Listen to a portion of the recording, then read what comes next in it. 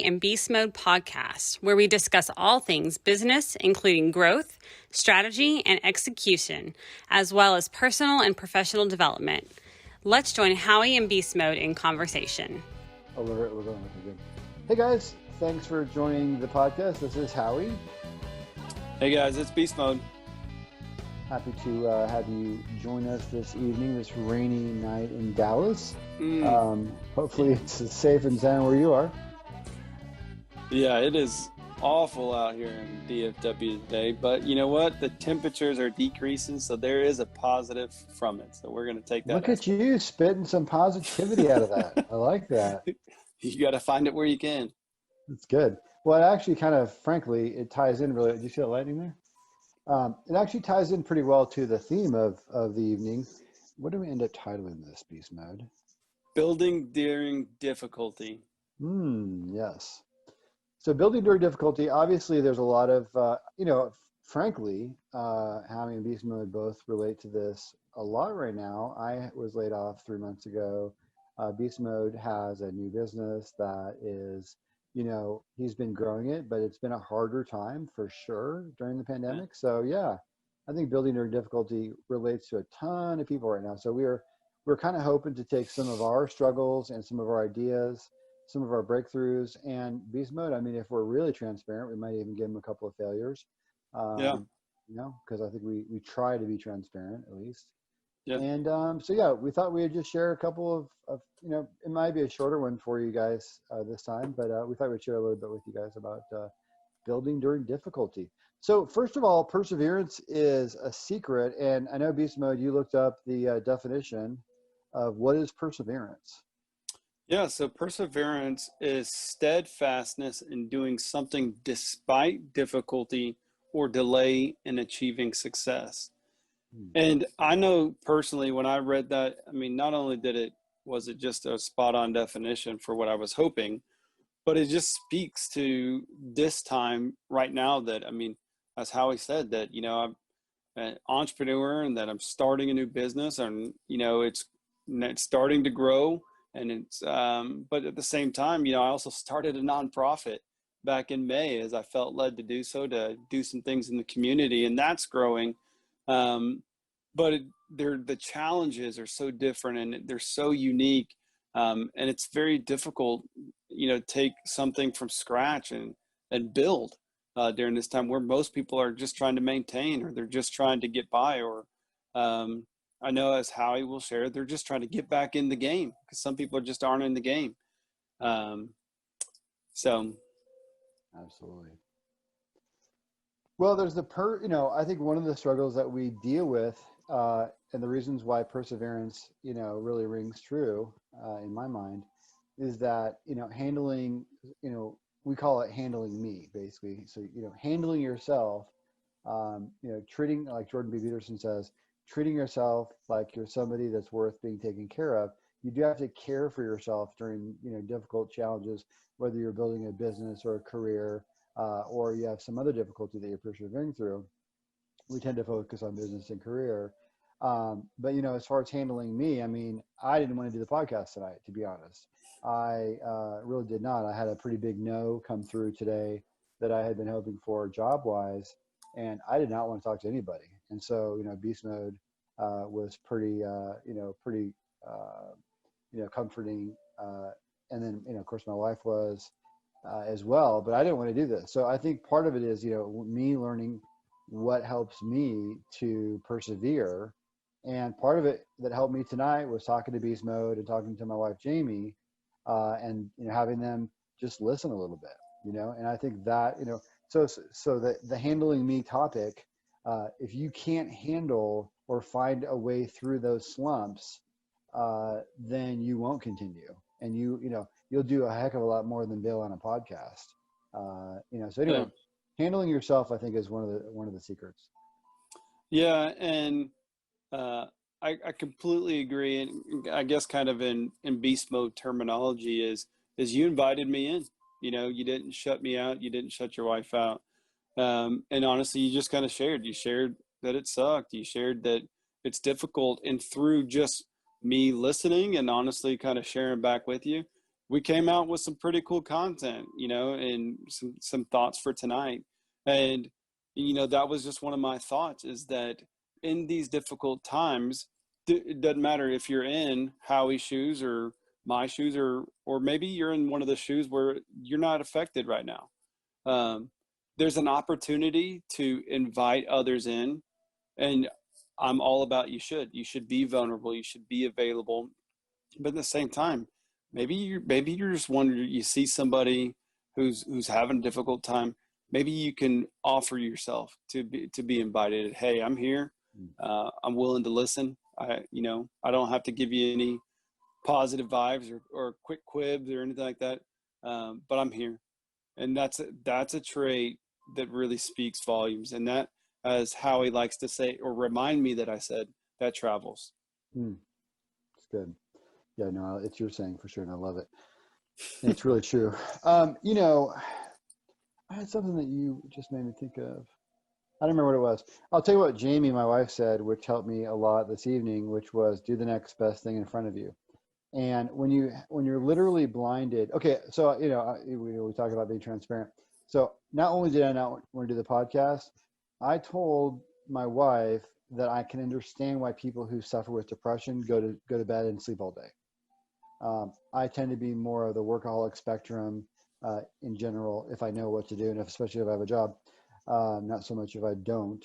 But I know that feeling, because I wanted to just go to bed and not think about job hunting, because I'm pretty tired of it, honestly, at the moment. So I can really understand that. But she just said, you know what, do the very next best thing in front of you. And I thought that was pretty good. Now, that's more of a reactive approach. It's not proactive. So we'll talk about the proactive aspect of that in a minute. But from a reactive standpoint, that was pretty helpful. So you know what? I got on the phone today. Yeah. Yeah. I know that's, do you want to jump right into your point on that? Why don't you do that? Talk about going hunting before I talk about mine. Yeah, sure. So when in doubt, go hunting is something that I physically did today. And I probably made a whopping, I may have made 12 calls. I also did an email with each call. And for most of them, I did an email as well, reaching out to recruiters. But that's what I did. When in doubt, go hunting.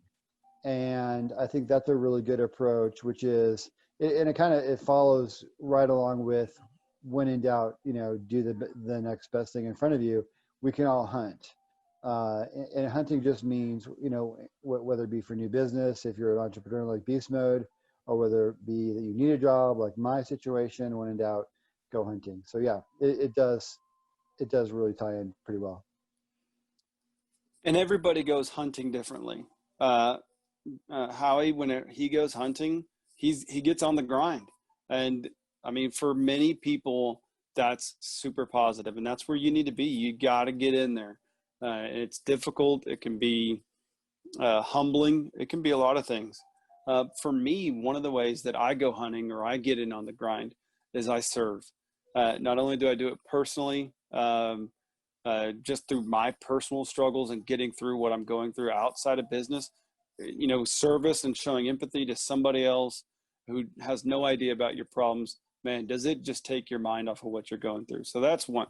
But then in business, sometimes when I'm just struggling, new clients aren't falling, or new businesses coming, or quite frankly, new content, new creativity is just not there.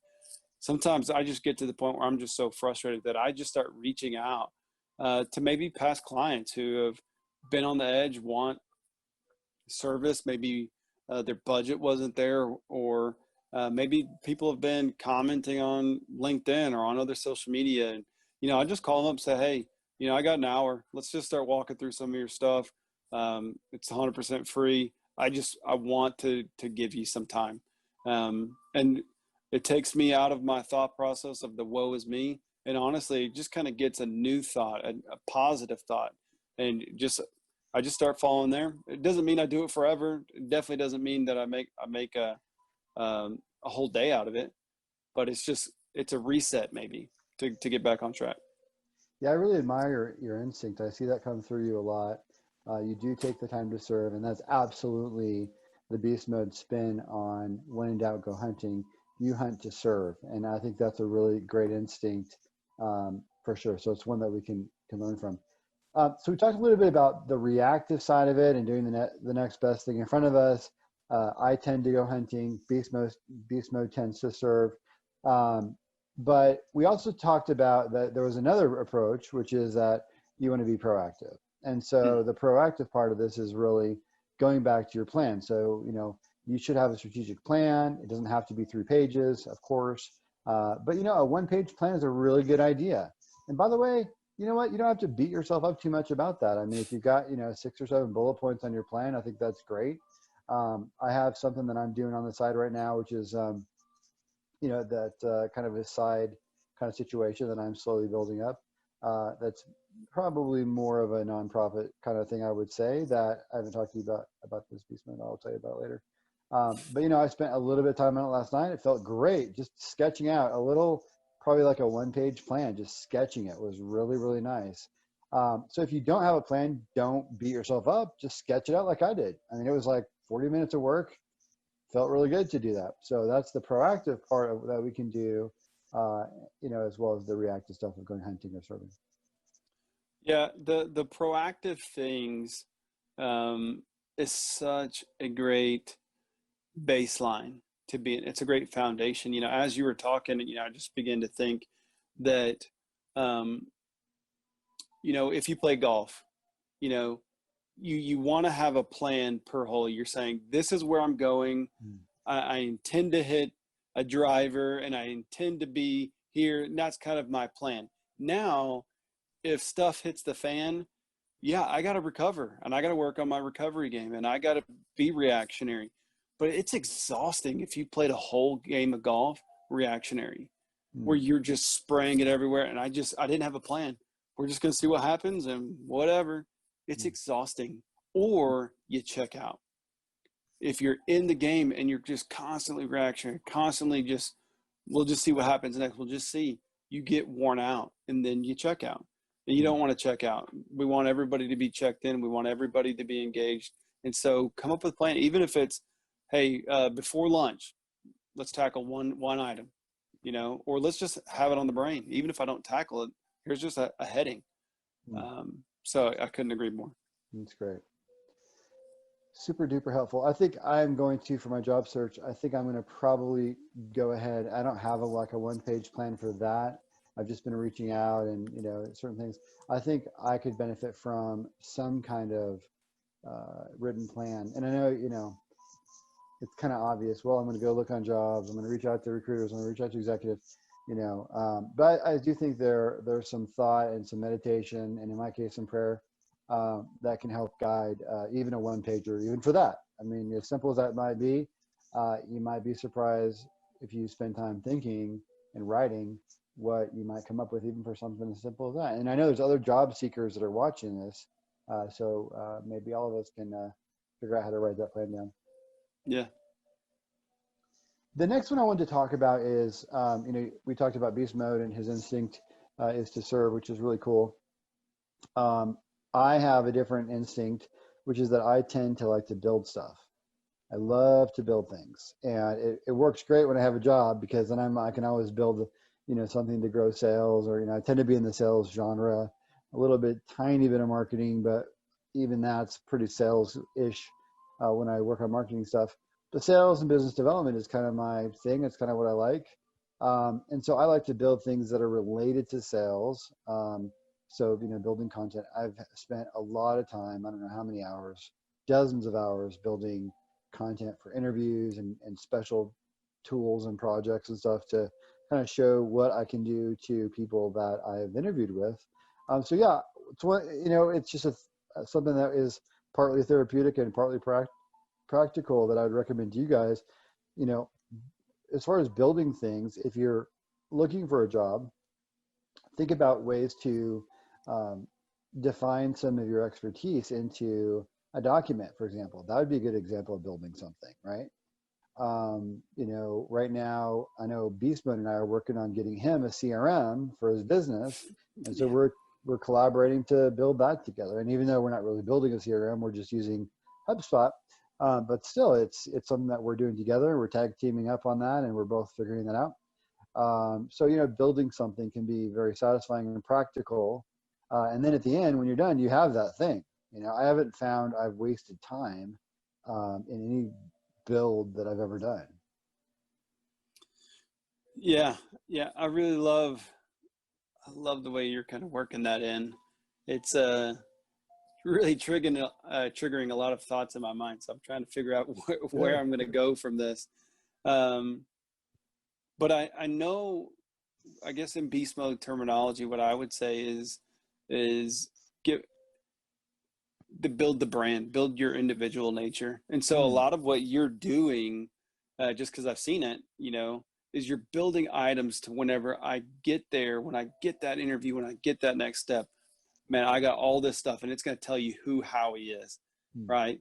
And it's going to be awesome. No matter which way you want to go. Okay, I got spreadsheets over here. I got proposals. I got all these things, and I'm going to show you who I am. And it doesn't matter who you are and what business you're in, what trait background you come from.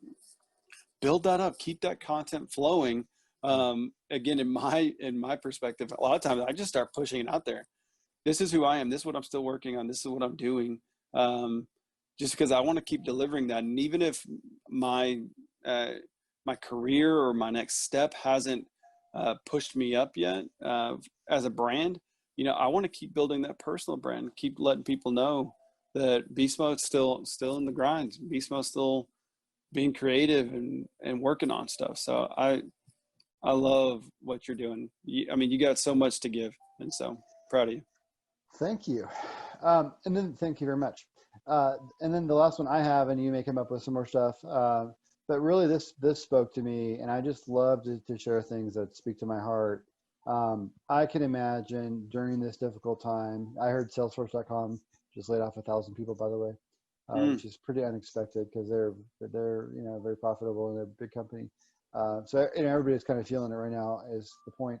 But I think when in doubt, call a customer. I think what Salesforce can do, what anybody can do, whether you're a CEO or the owner or a VP of sales or a director of operations or a plant supervisor, or somebody who is loading trucks. I think anybody can call a customer. I bet if you are a forklift operator and you don't know what to do, I'm sure you need to get your work done first. But I'm sure sales would be more than happy to give you the name of a customer so you can call and say, hey, how are we doing? mm. When you get the truck and you unload, how does that look? Is it staying together? You know what? But asking a customer how are we doing is a beautiful thing, and it's a giving. It's that you care. And Beastman and I serially talk about feedback, and I don't think we apologize for that at all. But again, what a great way of showing that you care and investing in your customer. So when in doubt, call a customer. I think that's something that you can do to build during difficulty as well. And you'd be surprised what you find out, and you'd be surprised how much they remember that. Yeah. Um, I remember having a job a few years ago, and that was the exact opposite that I was told. And I can remember being told that hey, let's not call the customer, let's not talk with them, let's just assume everything's good. They're not calling us, and so that just means we're good. And it's so far from the truth. And it's just, I mean, maybe things are good and you're just checking in, and man, Howie, everything's wonderful. We're so grateful. Okay, great. You just let them know that you loved them, that you appreciated them uniquely, as I was talking about earlier. Mm, But maybe they do have a problem, and now you cut it off early. mm, Maybe you cut it off before it boiled over, and now they're PO'd and they want to just cancel. You just catch them in the moment, and so I think that there is a fine line between bugging people, but you know, checking in and just saying, uh, offering feedback. Hey, is there areas we can improve on? Is there areas we're doing well? I would just love to know uh, your thoughts on current resolutions. So, it's good. Yeah, and then you're building on truth. I mean, I think anytime instead of hiding, like your former employer told you to do, yeah, I think we're focusing on transparency, and they were going to cancel anyway. You might have woken them up to cancel earlier. It is possible. I've had that happen in a company before. where calling customers did lead to some cancellations. But first of all, you might be able to save some of those. From my experience, you can. And then some of them are going to cancel because they need to cancel. Let's have our business based on truth. We're going to grow past that. But building it on truth and transparency, I think it doesn't just feel good. I think it's better business in the long term. Yeah. And I know I shared a story with you earlier that, I had he's actually a pastor friend who was talking to me, and he was telling me about my personality, but I think it speaks well with perseverance, is that, sometimes in a storm, which it doesn't have to be a physical storm, it's just a storm in life or a storm in your business. There's two types of people that he was relating to me, and it's a person who perseveres, and what they do is they just continue to build steadfastness, which that's another part of persevering, is you just keep building down. I'm going to keep making sure that I'm secure, that this storm's not going to knock me over. And I'm just going to do that. And there's some people who just pick up their stuff and leave, and they move and say it's too difficult. And I just want to encourage you today that if you need somebody who's going to stand with you, that Howie and Beastmode, that's what we do. We're here to provide feedback, insight, and understanding. Well, hey, I know for me, that's what I enjoy doing a lot. It's just standing with somebody and just say, hey, I'm not going to let you tip over. On a total side note, we do that in we have a business group that we lead through a local church, and that's part of what we do there too. Is you're not gonna fall over on our watch. And so if you're in that position and you're thinking about giving up, or you're thinking about stopping the perseverance, just reach out and let's have a conversation before you make that decision. Good stuff. So hang in there, guys. Good luck out there. Yes. So Beastmode, where can they find us?